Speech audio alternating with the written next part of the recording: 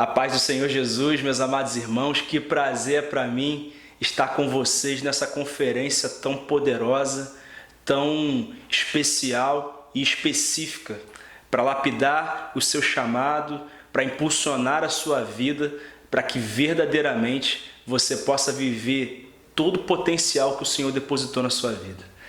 Eu trago um abraço da Igreja Batista Atitude e me sinto muito feliz de participar desse momento tão precioso de uma igreja que eu amo tanto. E eu quero falar hoje sobre continuidade. Sem dúvida alguma, esse princípio da continuidade é algo muito importante, mas pouco vivido. Por exemplo, a maioria de nós trabalha muito bem com iniciar ciclos, iniciar projetos. Por exemplo, nós entramos no curso de inglês e o início é muito bom, nós entramos na academia e o primeiro dia é muito bom, nós entramos num novo projeto, numa nova empresa, num novo curso na faculdade e é maravilhoso começar.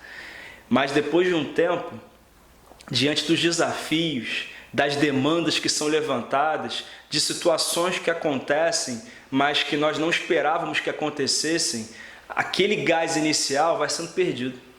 E a gente começa a desanimar, a retroceder, a perder o vigor e logo a gente começa a duvidar se de fato deveria ter começado aquilo que começamos há tanto tempo. Isso também funciona quando nós nos tornamos líderes no reino de Deus, quando nós nos tornamos ministros do Evangelho. Abrimos uma célula, iniciamos um ministério, começamos uma igreja e no início nós temos um gás muito grande, mas os desafios vêm porque eles sempre vêm. Os obstáculos se levantam porque eles sempre se levantam. Então nós começamos a duvidar se de fato Deus nos chamou a fazer aquilo mesmo. Sabe, queridos, muitos começam novos ciclos, mas são poucos aqueles que continuam até concluí-los. E é por isso que eu quero falar sobre continuidade e compartilhar uma palavra muito especial com você nesse dia tão importante para a minha vida e para a sua vida. E eu quero ler o texto que está ali em 1 Coríntios, capítulo 9, dos versículos 24 a 27. 1 Coríntios 9, do verso 24 ao verso 27. Eu quero ler com você. Vai dizer assim: vocês não sabem que dentre todos os que correm no estádio, apenas um ganha o prêmio? Corram de tal modo que alcancem o prêmio. Todos os que competem nos jogos se submetem a um treinamento rigoroso para obter uma coroa que logo perece, mas nós o fazemos para ganhar uma coroa que dura para sempre. Sendo assim, não corro como quem corre sem alvo e não luto como quem esmurra o ar, mas esmurro meu corpo e faço dele meu escravo, para que depois de ter pregado aos outros, eu mesmo não venha a ser reprovado. O apóstolo Paulo é muito direto nas afirmações que faz nesse texto. Ele tinha a característica de usar termos militares, mas também termos esportivos, como uma maneira de comunicar melhor com grupos específicos. Por exemplo, ele escreve à igreja de Corinto, uma igreja que estava situada numa cidade, e nessa cidade aconteciam os Jogos Olímpicos e muitos atletas eram oriundos daquela cidade.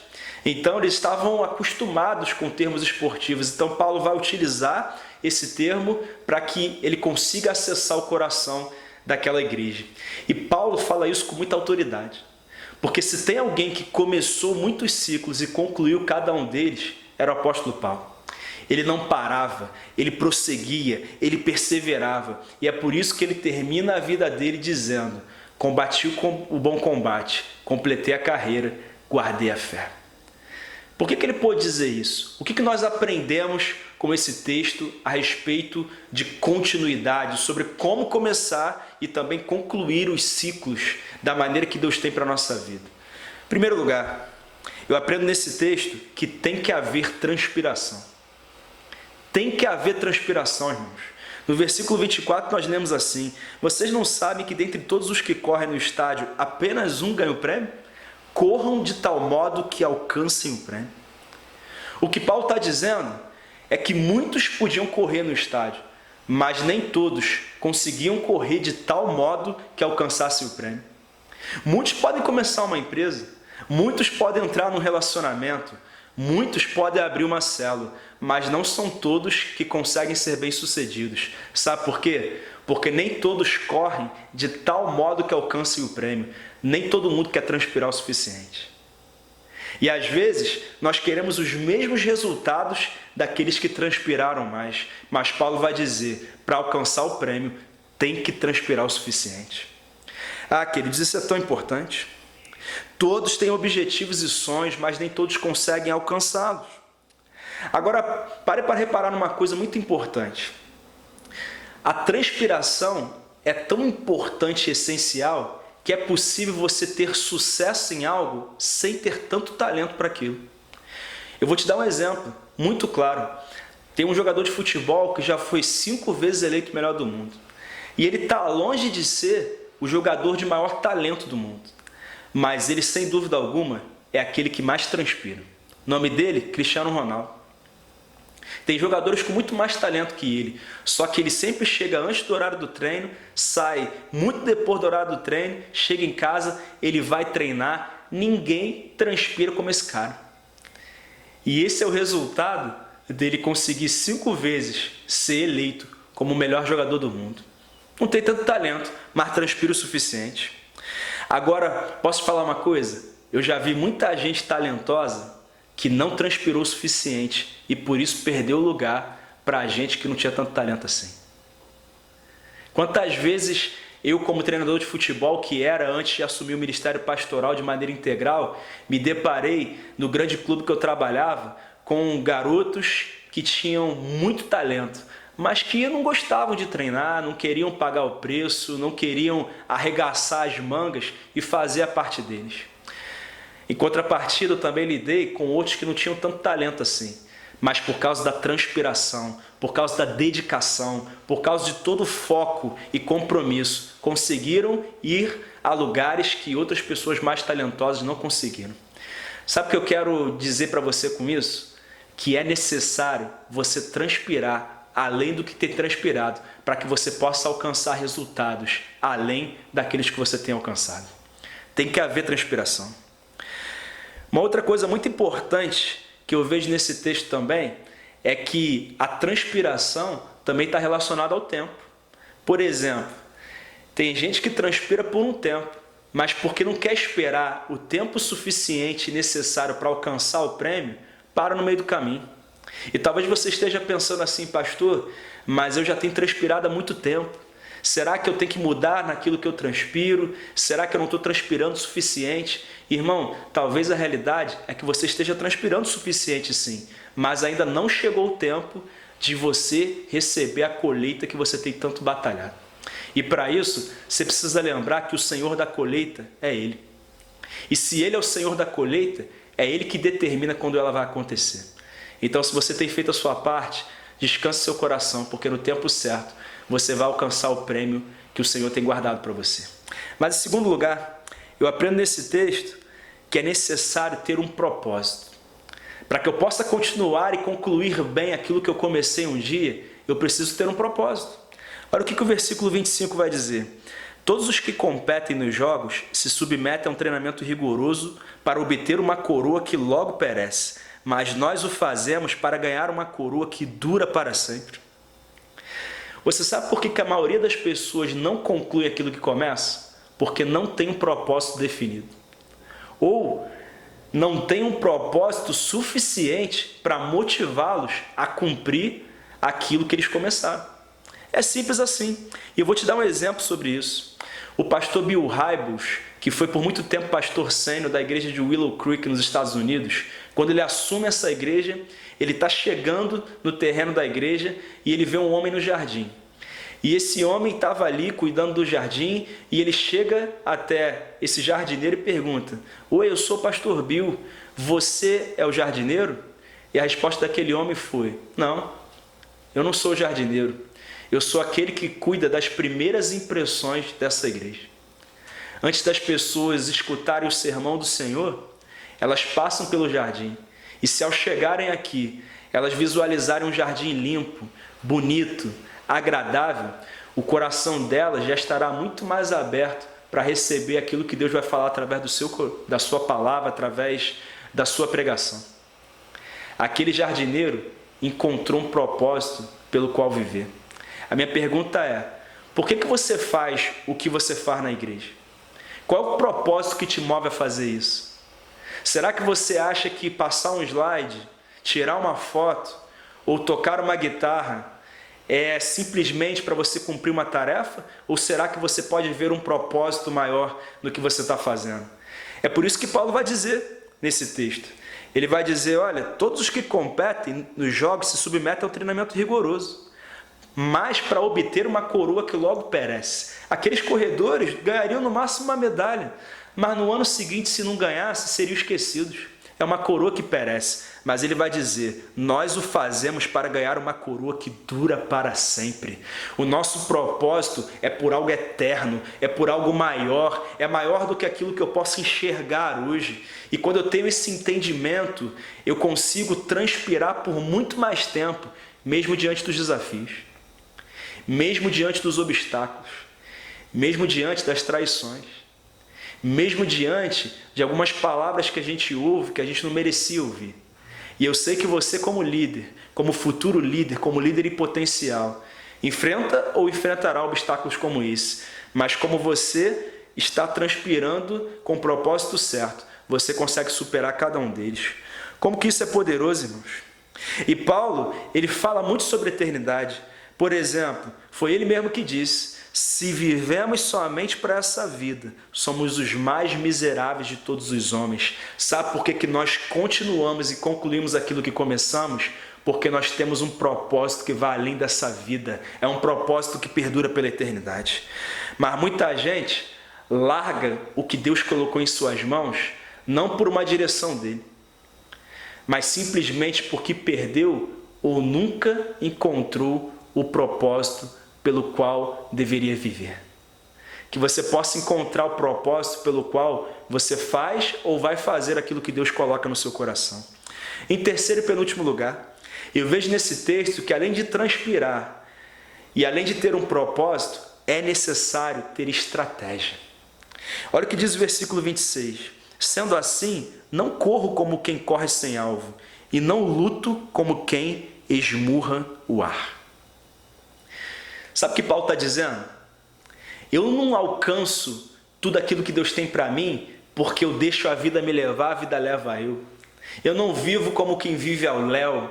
Eu não acho que vou encontrar a multiplicação do meu ministério, o destino da minha carreira e o destino de vitória que Deus tem para mim por acidente. Não, eu sou intencional, eu me planejo, eu tenho uma estratégia, eu tenho um alvo, está tudo muito claro para mim. E queridos, o que eu quero dizer para vocês é que não basta transpirar e não basta ter o propósito certo, é necessário ter a estratégia certa para que eu possa alcançar aquilo que o Senhor tem para mim. A minha pergunta é, quais são as estratégias que você tem utilizado para alcançar o que Deus tem para você? Seja na sua carreira, seja no seu casamento, seja na sua saúde e também no seu ministério, como algo muito importante também. Irmãos, é por isso que tem muita gente que transpira, mas não sai do lugar. Tem gente que batalha muito. Tem gente que trabalha muito, mas trabalha errado. Ou seja, não é falta de transpiração, não é falta de trabalho, mas está transpirando com a estratégia errada, está trabalhando errado. E com isso, está se cansando, está ficando desanimado, está perdendo as forças e não está vendo resultado na sua transpiração. Queridos, deixa eu falar uma coisa. Davi, no segundo livro de Samuel, no capítulo 21, a partir do versículo 15, ele vai nos ensinar sobre o que acontece quando eu batalho com a estratégia errada, a luta que Deus não tem para mim. Ele estava diante de uma batalha e Davi já era bem idoso e ele estava tomando um couro nessa batalha. E aí, de repente, um soldado chamado Abissai, ele entra na frente do rei, ele entra na batalha e ele vence aquele combate corpo a corpo que Davi estava tendo. Ele salva o rei. E depois, a comitiva ali do rei se reúne e fala, ô rei, olha aqui, está na hora do Senhor cuidar somente daquilo que é administrativo, o Senhor já está com a idade avançada, deixa que a gente batalhe essa batalha, a gente já está preparado para isso. Davi quase perde a vida, sabe por quê? Porque estava travando batalhas que Deus nunca havia mandado ele lutar. E tem muito filho de Deus, muitos crentes e muitos líderes também que estão cansados, porque estão travando batalhas que Deus nunca os mandou lutar. Estão usando a estratégia errada. Davi tinha que lutar contra o inimigo sim, mas através de outras ferramentas, porque a ferramenta do combate corpo a corpo é para aqueles que Deus tinha chamado naquele momento para entrar naquela batalha. Isso faz toda a diferença. Nós temos que entender isso. Tem muita gente que quer crescer na empresa queimando os outros. Tem gente que quer crescer no ministério com estratégias erradas. Mas a minha pergunta é, qual é a estratégia que você tem utilizado para alcançar o que Deus tem para você? Um atleta, para alcançar um prêmio, precisa de algumas variáveis. Por exemplo, um atleta de velocidade, para conseguir alcançar a vitória na corrida, não atinge a máxima velocidade nos primeiros metros. Por quê? Se ele fizer isso, ele vai se desgastar e não vai conseguir manter essa alta velocidade tempo suficiente para vencer a corrida. Agora, eu e você, quando vamos correr, a gente não tem a mecânica certa, a técnica de movimento certo. Então, a gente corre de maneira muito acelerada e acaba se cansando. É por isso que a gente chega na academia e acha que vai perder todos os quilos que ganhou no primeiro treino. Pega peso demais, faz atividade demais e na semana posterior está acabado, está cansado, está destruído. Por quê? Porque a gente usou a estratégia errada. Não é desse jeito. E tem muita gente desanimada, sabe por quê? Porque criou expectativas altas demais para um tempo muito pequeno. Quer resultados rápido demais quando ainda não percorreu o caminho que tem que percorrer. Então, queridos, toma cuidado para você não se movimentar com muita sede ao pote, com uma velocidade alta demais e acabar se cansando no processo. E aí você não consegue concluir aquilo que você começou. É tão importante que entendamos isso. A estratégia certa nos ajuda a saber a direção e a velocidade na qual precisamos correr. Isso é tão importante. E nós temos que entender isso o tempo todo. Mas, em último lugar, eu aprendo nesse texto que para concluir aquilo que começamos, para que verdadeiramente sejamos indesistíveis e possamos concluir toda a carreira que o Senhor tem para nós, é preciso se proteger de si mesmo. Temos que transpirar com o propósito certo, com a estratégia certa e nos protegendo de nós mesmos. Versículo 27. Mas esmurro meu corpo e faço dele meu escravo, para que depois de ter pregado aos outros, eu mesmo não venha a ser reprovado. Sabe o que Paulo está dizendo?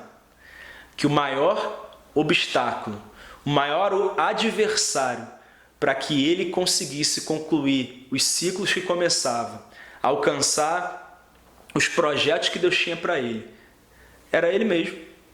Se você perguntar para qualquer grande vencedor qual é o maior adversário dele, sabe o que ele vai dizer? Sou eu mesmo. Uma vez perguntaram isso para Ayrton Senna. Como é que você consegue se manter tanto tempo no auge? Ele falou, é simples.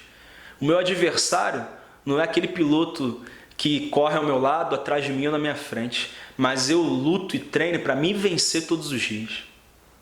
Paulo vai dizer a mesma coisa. Eu esmurro meu corpo e faço dele meu escravo. Paulo sabia que existia nele algo que poderia sabotar a missão dele, que poderia fazê-lo parar no meio do caminho. Ayrton Senna também reconheceu isso. E sabe qual é a verdade? Todos nós temos algo em nós que pode sabotar o nosso destino de vitória.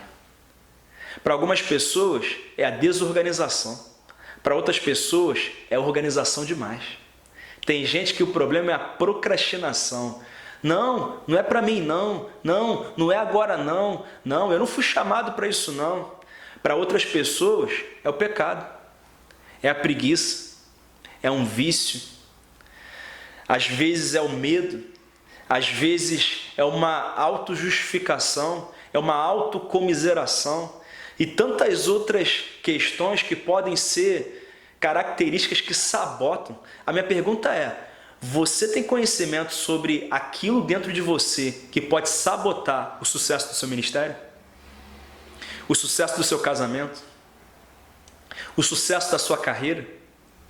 Porque enquanto você não descobrir as suas fragilidades, não colocar isso diante de Deus, não apresentar alguém que possa te ajudar, o tempo todo você vai ser derrotado por aquilo que está dentro de você. E não é o outro, não é o diabo, não é Deus que não quer te abençoar e te promover um crescimento. É simplesmente você que ainda não conseguiu vencer certas limitações que têm sabotado o teu sucesso.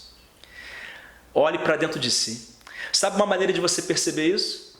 Através de algo que o atleta precisa ter. Todo atleta de sucesso tem por detrás um treinador de sucesso.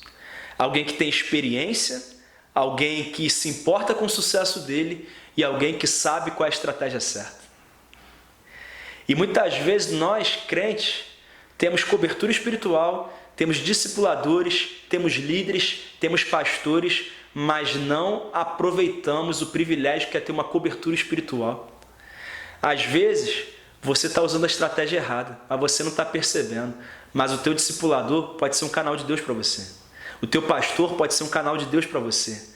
O teu líder de célula, o teu supervisor pode ser um canal de Deus para você. Os seus pais podem ser canais de Deus para você. Existem muitas referências que Deus pode estar colocando no teu caminho para te orientar a respeito disso. A minha pergunta é, será que você tem dado o devido valor à sua cobertura espiritual? Há pessoas que não somente intercedem por você, mas também têm percebido situações na sua vida que podem ser alinhadas para que você possa desenvolver seu máximo potencial? Meus amados irmãos, é de maneira muito objetiva que eu busquei trazer para você princípios para que você não somente comece grandes projetos de Deus para a sua vida, mas para que você também consiga concluí-los com êxito. E a minha oração é para que no final da sua vida você possa dizer para Deus: eu combati o bom combate, completei a carreira e guardei a fé. Que Deus te leve a transpirar com o propósito certo, com a estratégia certa, vencendo diariamente a si mesmo. E que quando você encontrar com Ele, você possa dizer: Senhor, eu fiz a minha parte e agora quero desfrutar daquilo que o Senhor guardou para mim. Existe algo muito maior esperando você. E que você, por nada que acontecer, se permita retroceder e voltar para o lugar que Deus já te tirou. Que Deus te abençoe, que a continuidade seja uma realidade na sua vida e que 2020, mesmo tendo começado com tantas dificuldades, possa se concluir com grandes projetos e sonhos de Deus concretizados sobre a sua vida e através da sua vida, no nome de Jesus. Amém.